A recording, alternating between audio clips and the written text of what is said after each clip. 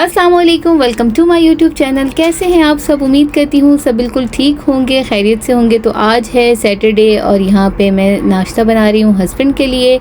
तो वैसे ओमान में फ्राइडे और सैटरडे दोनों दिन ऑफ होता है, लेकिन हस्बैंड सैटरडे को भी ऑफिस इसलिए चले जाते हैं कि उनका जो पेंडिंग काम होता है वो कर लेते हैं, क्योंकि घर में फ़ातिमा और मरियम ऑफ़िस से रिलेटेड कोई भी काम उन्हें नहीं करने देती। तो इसलिए वो 4-5 घंटे के लिए ऑफ़िस चले जाते हैं और सुबह थोड़ा देर से जाते हैं और शाम में जल्दी वापस आ जाते हैं। तो आज जो है वो एग बनाते हुए मुझसे एग जो है वो टूट गया और जर्दी जो है वो बिल्कुल बिखर गई। रीज़न ये था कि मेरे एक हाथ में था मोबाइल और दूसरे हाथ से जो है मैं अंडा पलट रही थी, लेकिन अंडा बिल्कुल भी नहीं पलटा गया और पूरी जर्दी जो है वो मुझे फ्राई करनी पड़ी। नहीं तो हस्बैंड जो है मेरे हाफ़ फ्राई जर्दी खाते हैं।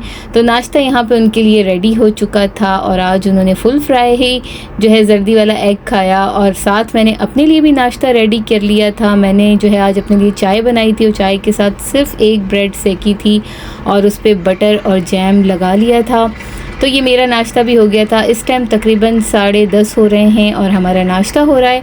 तो नाश्ते के बाद जो है वो हस्बैंड चले गए ऑफ़िस, उनको मैंने खुदा हाफिज़ कहा। और जैसे कि कल ग्रॉसरी करके आई थी तो आधे से ज़्यादा वेजिटेबल्स जो है वो मैं रात को ही रख चुकी थी, लेकिन काफ़ी सारी चीज़ें अभी भी थी जो मुझे जो है वो बनानी थी। मीन्स के लहसुन अदरक का पेस्ट कोई बिल्कुल ही ख़त्म हो गया था।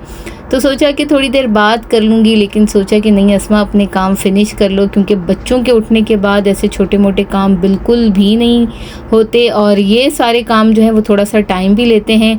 तो ये दोनों यहाँ पे सो रही थी और मैंने कहा कि इनको अभी नहीं उठाती, जब तक मैं अपने थोड़ा काम फिनिश कर लेती हूँ, खुद ही उठ के आ जाएंगी, क्योंकि रात भी देर से सोई थी। तो जनाब अदरक तो ईज़िली जो है वो कट गया, लेकिन लहसुन काटने में मुझे कोई बहुत ही ज़्यादा टाइम लगा।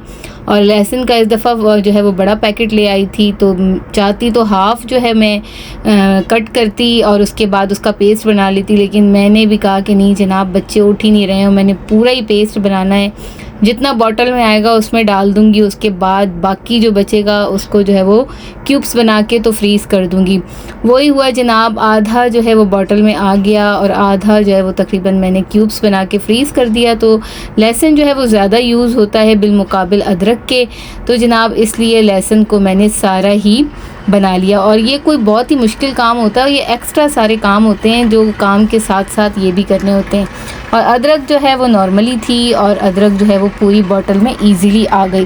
तो यहाँ पे अदरक लहसुन का पेस्ट भी बन गया, जो कि काफ़ी दिनों से फिनिश हो गया था और मैं 1-1.5 हफ्ते से ऐसे ही काम चला रही थी। इसके बाद मैंने हरा धनिया और हरी मिर्ची भी साफ़ कर ली।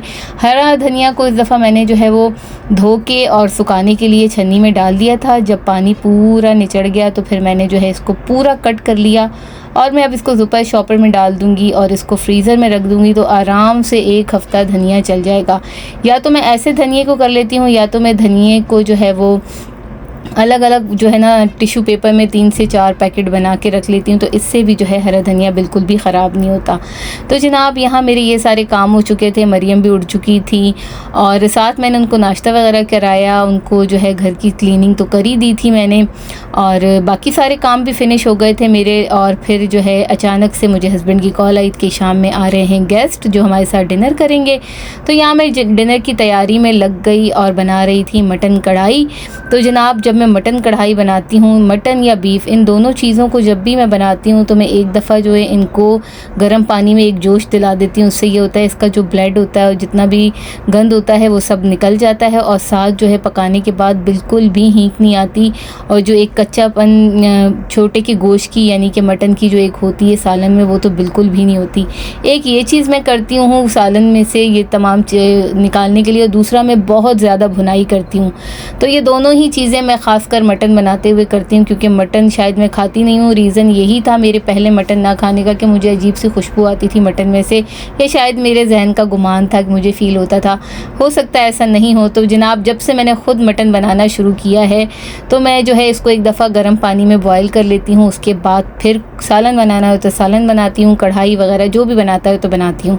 तो कुकर से थोड़ी सी आसानी हो गई। एक प्याज ली मैंने, उसको फ्राई किया, उसके बाद मैंने लहसुन अदरक डाला, खड़े मसाले मसाले डाले और जो है मटन डाला, अच्छी तरीके से उसको भून के और 1.5 गिलास पानी मैंने ऐड कर दिया है और 4 से 5 सीटियां लगाऊंगी तो जनाब मेरा मटन जो है वो गल जाएगा। तो कुकर से कहीं ना कहीं ये आसानी हो गई है कि काम रेडी जल्दी हो जाता है बिल्कुल। तो टाइम भी बहुत थोड़ा था और फिर उसके बाद मैं अब कढ़ाई बनाना स्टार्ट करूँगी। तो मटन जो है वो गल चुका था और फिर मैंने टमाटरों को जो है यहाँ पे छिलका उतार लिया था और लहसुन अदरक डाल के टमाटरों को भून लिया और जो यखनी बची थी गोश्त की, गोश्त गलने के बाद वो मैंने इसमें ऐड कर दी। अब मैं इसमें सारे स्पाइस शामिल करूँगी। तो आप लोग इस तरीके से कढ़ाई बनाइएगा, कोई बहुत ही ज़बरदस्त सी बिल्कुल रेस्टोरेंट स्टाइल जो है वो कढ़ाई बनती है। तो थोड़ा सा मैंने इसमें कढ़ाई मसाला ऐड किया है। इसके अलावा मैंने ज़ीरा पाउडर इसमें ऐड किया है, काली मिर्च, नमक, कुटी हुई लाल मिर्च और धनिया मिर्ची और हल्दी। तो ये तमाम चीज़ें मैंने थोड़े थोड़े जो है वो अपनी हिसाब से जो है वो डाल दी और अच्छा सा एक मसाला बना के खूब अच्छी तरीके से पहले मैंने इसकी भुनाई की। और क्योंकि यखनी का पानी था और फिर जो है मैंने इसको ढक्कन दे दिया ताकि यखनी का पानी भी खुश्क हो जाए, टमाटर भी गल जाएं और तमाम मसाले जो है वो यकजा हो जाएं। तो जनाब ऐसे ही हुआ। मसाला यहाँ पे कोई बन के बहुत ही कोई ज़बरदस्त सी खुशबू आ रही थी और कढ़ाई का जो मसाला था वो ऑलमोस्ट जो है वो रेडी हो गया था और ऑयल भी ऊपर आ चुका था। अब जब ऑयल ऊपर आ गया तो फिर मैंने थोड़ा सा इसको भूना और इसके बाद फिर जो भुना हुआ गोश्त था, मीन्स जो बॉयल हुआ हुआ गोश्त था या जो गला हुआ गोश्त था, मैंने इसमें वो ऐड कर दिया। और यहाँ पे गोश्त ऐड करने के बाद मैंने इसको अच्छी तरीके से भुना क्योंकि सारे मसाले मैं चाहती थी अच्छी तरीके से जो है वो मटन में मिक्स हो जाएं। और सिर्फ भूनने से नहीं, इसको तकरीबन 15 से 20 मिनट के लिए मैंने हल्की आंच पे रख दिया था ताकि जो है तमाम मसाले जो हैं वो अच्छी तरीके से जो है वो बोटियां जो है वो ले लें और तमाम मसाला अच्छे से मिक्स हो जाए। तो यहाँ पे मैंने इसको ढक के तकरीबन 8 से 10 मिनट तक पकाने दिया। उसके बाद फिर मैंने इसमें हरा धनिया शामिल किया। हरी मिर्च इसलिए नहीं शामिल की क्योंकि दिखने में ही लग रहा है कि बहुत ही कोई स्पाइसी बनी थी। मैंने थोड़े मसाले शायद ज़्यादा ऐड कर दिए थे। मैंने सोचा अब इसमें हरी मिर्चें डालूंगी तो ये तो बहुत ही स्पाइसी हो जाएगा। तो जनाब मैंने इसमें हरी मिर्चें ऐड नहीं की, बस हरा धनिया ही ऐड किया और शानदार सी जो मेरी कढ़ाई थी वो ऑलमोस्ट रेडी होने वाली थी। आटा मैंने गूंद लिया था लेकिन बाद में मैंने सोचा कि नहीं, अब रोटी नहीं बनाती, रोटी बाहर से मंगा लेंगे और मैं जो है राइस बना लेती हूँ क्योंकि अभी उनके आने में टाइम था।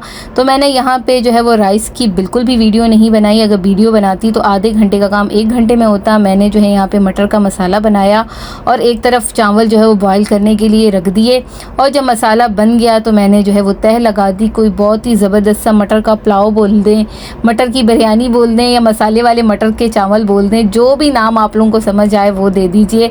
तो ये कोई बिल्कुल पहली दफ़ा मैंने बनाए थे और बहुत ही कोई ज़बरदस्त सा इसमें टेस्ट आया और मेरी एक मटर पुलाव भी जो है वो रेडी हो चुका था। तो जनाब यहाँ पे खाने की तैयारी हो चुकी थी और मेरे गेस्ट भी आ चुके थे और गेस्ट अपने साथ जो है वो लेकर आए हलीम। तो जनाब मेन्यू और भी कोई ज़बरदस्त सा हो गया। हलीम था, मैंने कढ़ाई बनाई थी और राइस थे और नान बाहर से मंगा लिए थे। तो ये थी मेरी आज की वीडियो जो मैंने आप लोगों से शेयर की। अब यहाँ हम अपना डिनर एंजॉय कर रहे हैं। तो अपनी फैमिली का बहुत ख्याल रखिएगा। जल्द मिलूंगी नई वीडियो के साथ, तब तक के लिए आप सबको खुदा हाफिज़।